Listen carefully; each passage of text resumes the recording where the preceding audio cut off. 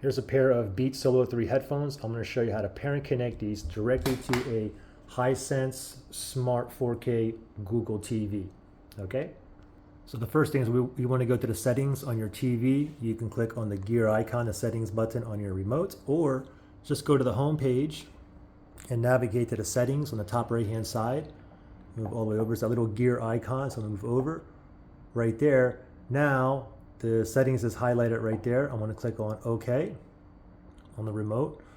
And then from here, I'm going to move down to remotes and accessories, right down there. Okay, I'm going to click on OK on the remote. Make sure Bluetooth is on.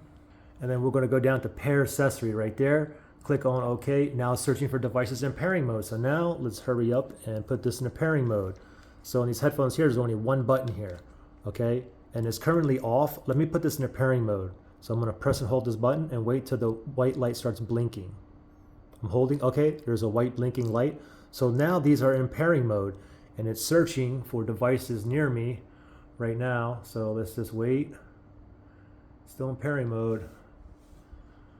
Let's see if it finds it here.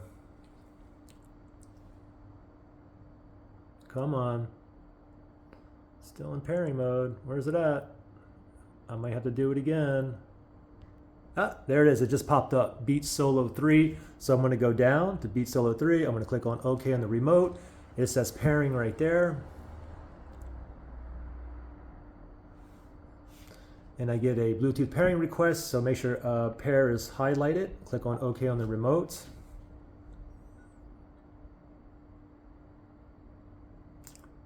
And we're connected. I can see that it was a solid light right there. And if you look down here, it says Beats Solo 3.